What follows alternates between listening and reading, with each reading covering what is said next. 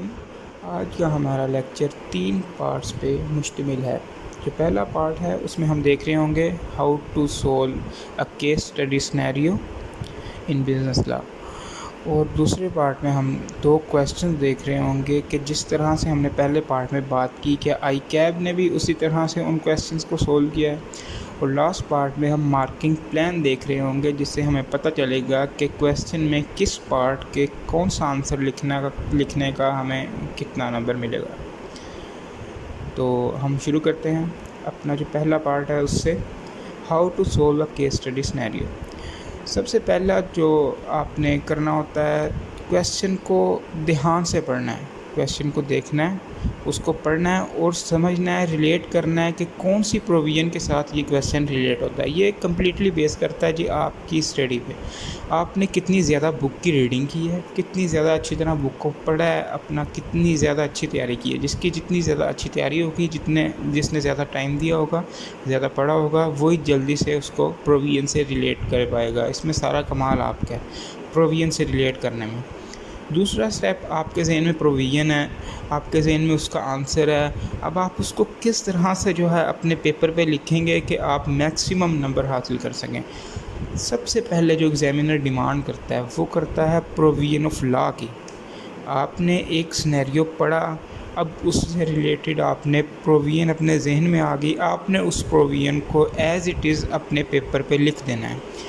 ये provision mostly शुरू होती है according to the Companies Act, as per Companies Act, as per Contract Act. जो भी आपका कंपनीज़ एक्ट है, कॉन्ट्रैक्ट एक्ट है, जिसके भी तहत आप अपने आंसर को लिख रहे हैं, शुरू में आप उसका नाम लिखें। उसके बाद वो प्रोविज़न आपने बुक की एज़ इट इज़ लिखनी है। ये अपने अल्फाज में प्रोविज़न ही लिखी जा सकती है, ये लीगल लैंग्वेज में लिखते हैं। जैसे आपकी जो स्टडी टेक्स्ट है अपना, आपने जिस बुक से आपने पढ़ा है, उस बुक में जिस तरह से ये प्रोविज़न लिखी हुई है उसी तरह से आपने वो प्रोविज़न लिखनी है।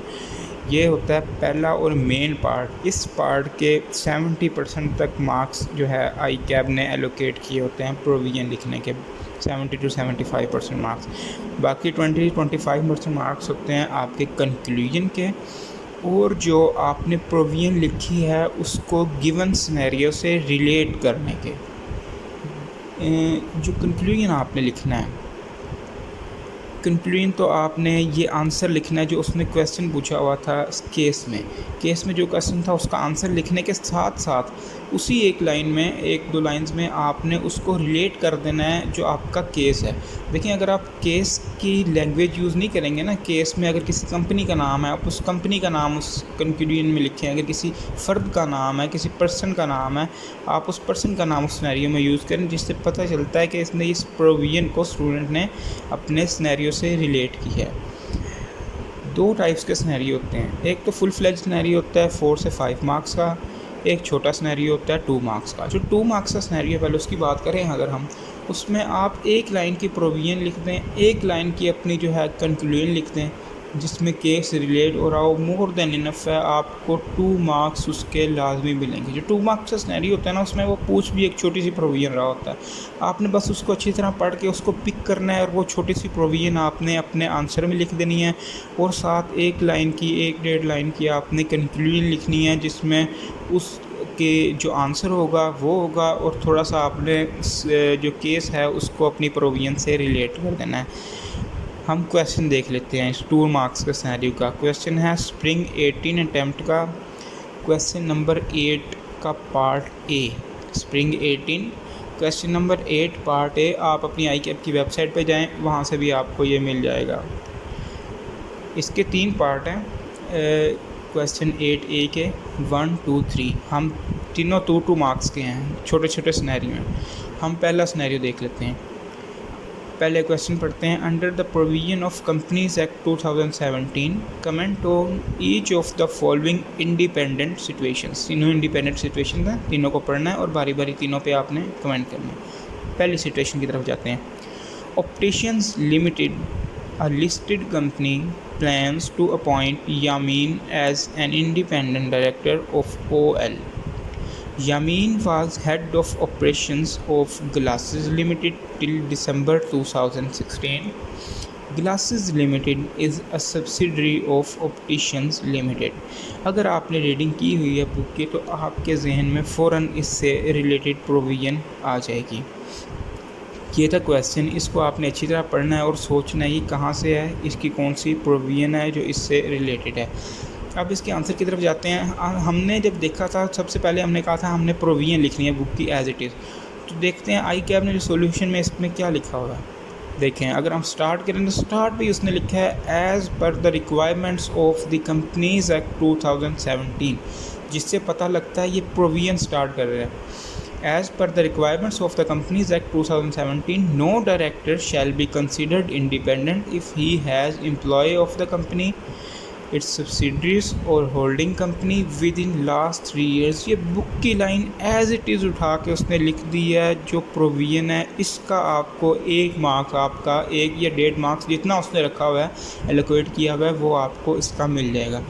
अगला पार्ट है आपका जो एक्सप्लेनेशन का उसका कंक्लूजन का और जो सिनेरियो को रिलेट करना। देखें उसने कैसे किया है। Therefore in the given scenario, mostly ये इधर से शुरू होता है, therefore in the given scenario, ताकि सिनेरियो को अच्छे से हम प्रोविज़न से रिलेट कर सकें। Mr Yamin can not be appointed as an independent director being the ex employee of a subsidiary of Opticians Limited and 3 years yet not been passed yet।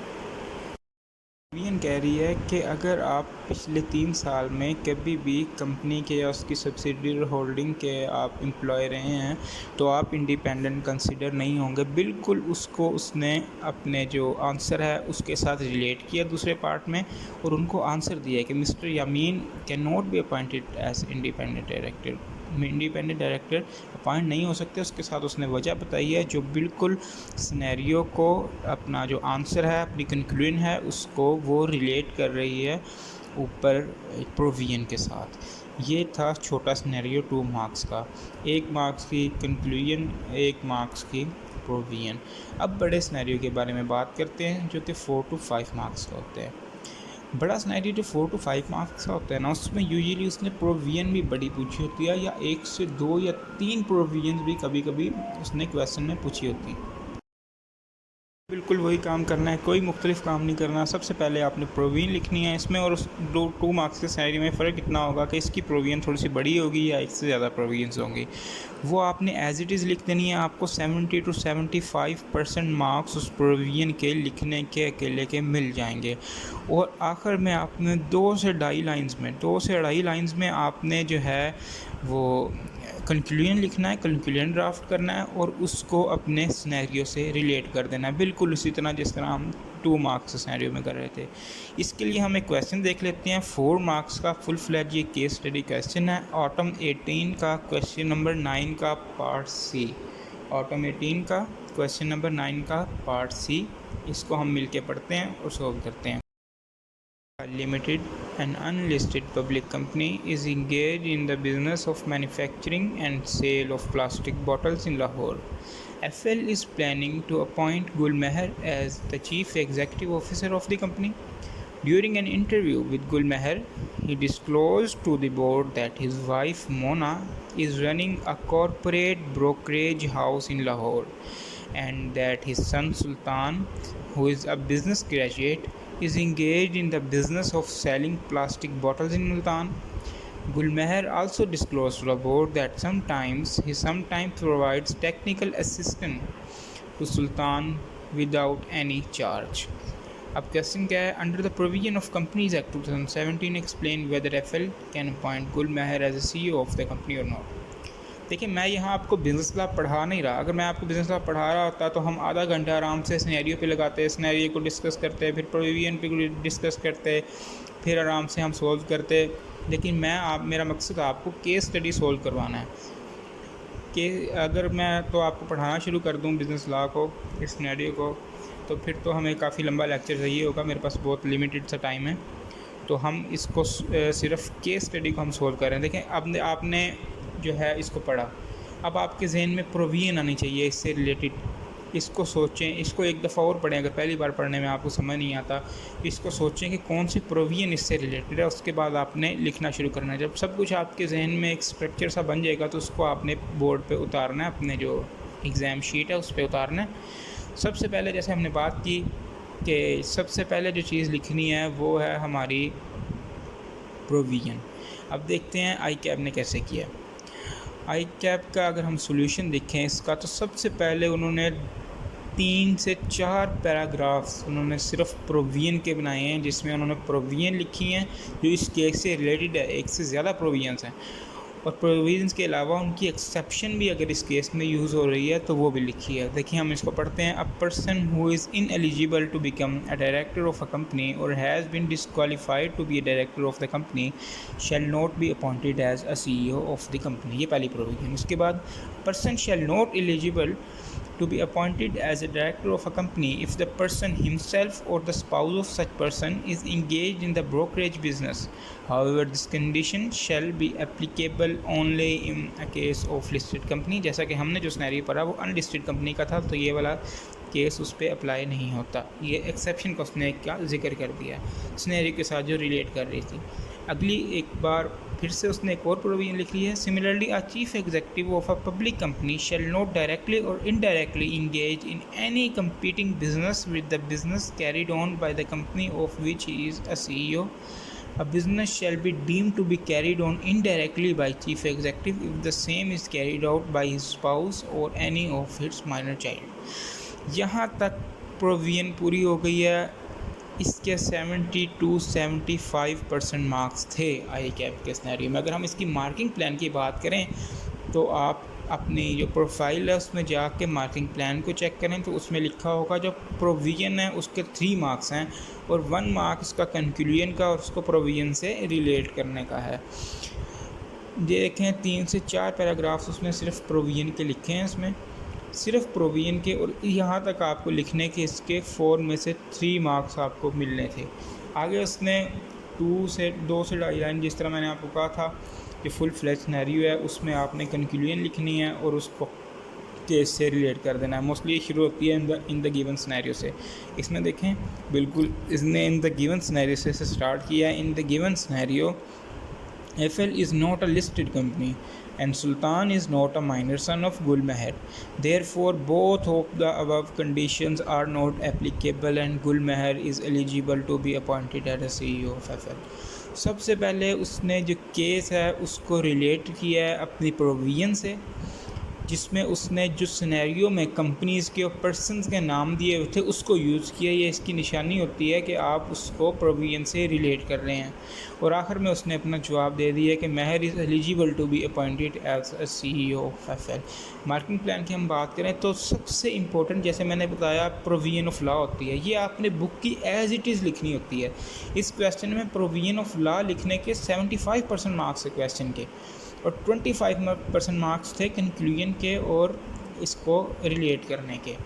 तो सबसे बेसिक चीज़ होती है प्रोविज़न। इसको अगर आपने लिख लिया तो आपको जो बड़ा सिनेरियो है फुल फ्लेज सिनेरियो है उसके 75% मार्क्स आपको उसके मिल जाएंगे। उसके बाद आपने कंक्लूजन लिखनी है। बहुत आसान है, कोई मसला नहीं है। सिर्फ आप अपनी रीडिंग पे फोकस करें, अपनी स्टडी पे फोकस करें। ज़्यादा से ज़्यादा जितनी अच्छी बेहतरीन रीडिंग होगी इतनी जल्दी आप पिक करेंगे और इस तरीके से आप लिखेंगे तो इंशाल्लाह कोई मसला नहीं होगा। आप फर्स्ट टाइम में बिज़नेस लॉ कंपनी को पास कर सकते हैं।